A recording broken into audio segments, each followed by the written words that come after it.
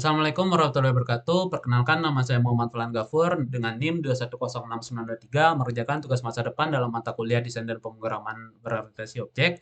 Untuk keberkahannya maka saya tidak melakukan kecurangan seperti yang setelah dispesifikasikan. Amin. Nah, pertama-tama pada tugas masa depan ini saya akan mengerjakan dengan konsep MVPM. Nah, di mana view model akan mengatur proses bisnis dan menghubungkan view dengan model itu sendiri. Nah, pertama-tama saya bakal mendemokan bagaimana game saya berjalan. Nah, di sini saya akan mendemokan bagaimana program game saya itu sendiri berjalan dengan baik dan benar. Oke, pertama-tama kita masukkan ini sebagai user baru, kita masukkan hutan. Nah, terdapat skor 0, standing 0, lalu karena sudah menyentuh obstacle, maka dia akan bertambah seiring dengan berjalan waktu. Nah, game ini sederhana, apabila menyentuh batas bawah dan batas atas, maka akan game over. Lalu kita lihat tadi namanya hutan, ini kita bisa mainkan lagi hutan, lanjutkan lagi. Nah, kita tes untuk batas atas. Nah, akan berakhir, yang standing bertambah. Lalu kita cari hutan lagi, juga ada cara mengakhiri dengan cara memakai space. Nah, ini. Lalu ini ada scoreboard di mana ini bisa di-scroll sesuai dengan spesifikasi, lalu ada copyright. Nah, seperti ini alatnya apa saja yang saya pakai dalam game. Nah, ini pertama ada main tadi, lalu kita lanjut kepada menu karena dari main itu akan berjalan ke menu seperti yang sudah kita lihat tadi. Nah, di sini ada username dan tabel score, play, quit, dan copyright. Nah, sehabis itu maka apabila play maka akan memunculkan game window di mana game window ini berisikan nanti game .java. Nah, di sini seperti pada umumnya bakal berisikan semua komponen-komponen game. Nah, di sini ada properti dari kelas ini juga kita implement runnable untuk treat-nya. Nah, ada dua state, ada game dan game over, di mana kalau game over berarti game berakhir. Lalu ini dalam konstruktornya ini menggenerate posisi player secara random.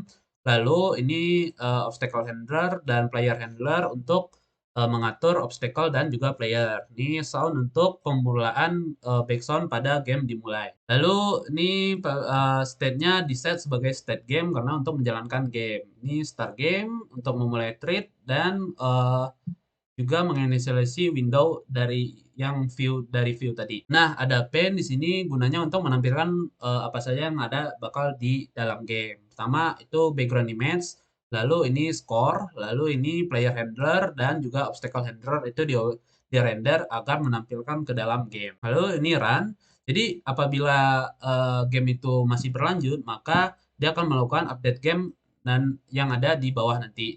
Lalu repaint itu bakal mengulang paint ini semua. Lalu trade-nya kita pause. Lalu ini juga kita mengambil score dan standing. Apabila dia user baru, maka score dan standingnya maka bernilai 0. Lalu di sini ada kondisi apabila menabrak batas atas dan batas bawah, maka itu akan memunculkan game over. Nah, apabila game over, nanti makanya kita akan memunculkan panel seperti username, score, dan standing yang seperti tadi. Lalu di sini update game itu seperti biasa add obstacle, update obstacle, atau update si posisi player. Nah, itu semua diatur oleh handlernya masing-masing. Lalu di sini stop game untuk memberhentikan game yang sedang berjalan. Lalu semuanya close, get player, ini kita setter. Nah, di sini save score di mana apabila game game sudah berakhir maka akan munculkan save score.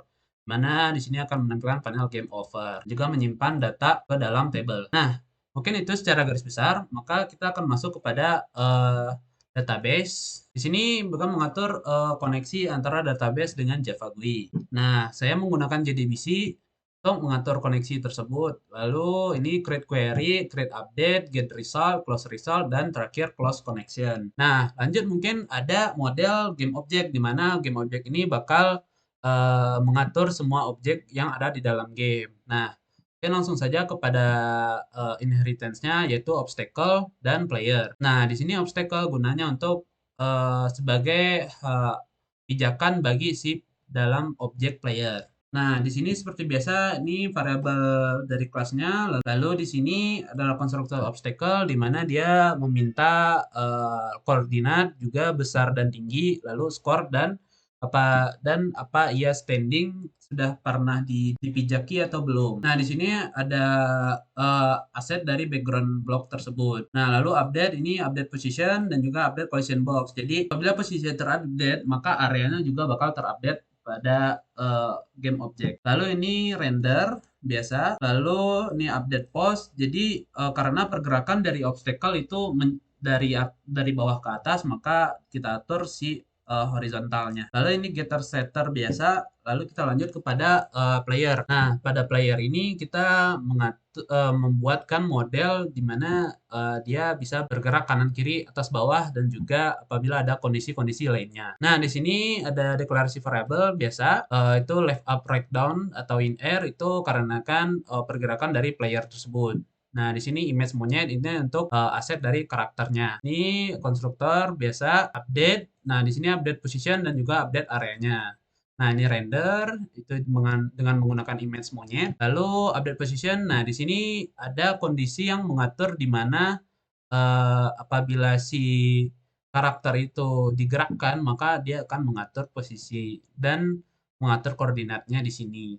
Lalu di sini untuk setiap obstacle, jadi untuk ngecek apabila dia berada di atas obstacle atau tidak, kita memakai fungsi hit bottom atau apabila terkena bagian bawah dengan area obstacle, maka dia sudah menampak di atas obstacle tersebut. Juga kita bakal menambahkan skor dan juga standingnya. Lalu kita set standing itu true, berarti kita tidak akan menambahkan skor dan standing di obstacle tersebut lagi. Nah, ini adalah kondisi di mana apabila kita menabrak bawahnya obstacle atau menabrak kirinya obstacle itu tidak menembus. Nah, di sini koordinat tadi yang sudah diatur karena baik horizontal dan juga vertikal akan diatur kembali dalam update positionnya. Lalu ini seperti biasa getter dan setter juga set monyet image nanti untuk pergerakan dari karakter. Jadi apabila dia ke kanan maka dia menghadap ke kanan dan menghadap ke kiri maka dia akan menghadap ke kiri juga. Lalu di sini ada hit bottom, hit top, hit left itu gunanya apabila area dari si player menyentuh area dari obstacle maka itu akan dideteksi juga untuk kelangsungan gamenya. Nah, lalu ini set up, set left itu untuk pergerakan si player. Masuk kepada T-score, ini table untuk mengatur skor yang tadi. Nah, ini seperti biasa get score, get data score berdasarkan username, insert data, juga set table, ini set table jadi dari table yang ada di menu tadi kita set lewat sini untuk mendapatkan isi dari table tersebut. Lalu kita lanjut kepada view model. Di sini ada konstan, jadi di sini menyimpan game wide dan game height. Jadi untuk mengatur batas atas, batas bawah, batas kiri, batas kanan, juga game speed dari kecepatan dari si game tersebut. Lalu game tadi sudah, ini key input seperti biasa, ini cuma key listener yang dimana apabila dia setup, set true, di sini kita set player tersebut dapat bergerak ke atas, ke bawah, ke kanan, ke kiri, ke bawah. Lalu di sini ada obstacle handler. Nah, di sini bakal mengatur semua yang berhubungan dengan obstacle. Jadi ibaratnya ini adalah controller dari obstacle tersebut. Nah, di sini seperti biasa deklarasi variabel. Lalu ini konstruktor isinya kosong karena tidak ada yang mau di apa-apain lagi. Lalu public void update obstacle. Di sini bakal ngecek apakah obstacle tersebut pas untuk dalam jumlah maksimum dari obstacle yaitu 15. Nah, apabila dia kurang, maka dia akan menambahkan. Lalu apabila dia sudah mentok atas, maka dia bakal di remove obstacle-nya. Lalu di sini merender obstacle, lalu di sini add obstacle di mana apabila obstacle-nya tuh masih kurang dari jumlah maksimal, maka dia akan terus menambah. Nah, di sini terlihat skor digenerate secara random tetapi akan kelipatan 5. Nah, jadi dari program saya tidak menggunakan semakin kecil obstacle maka semakin besar skor. Tidak, saya tidak menggunakan seperti itu. Saya menggunakan konsep random untuk masing-masing skor dari obstacle. Nah, juga player handler di sini di mana bakal mengatur itu si player tersebut. Nah, player handler itu menggunakan array list dari obstacle dikarenakan bakal nantinya mengecek apakah ada player dan obstacle yang beririsan. Lalu ini sound biasa untuk memutar lagu pada game tersebut. Baik, sekian terima kasih. Assalamualaikum warahmatullahi wabarakatuh.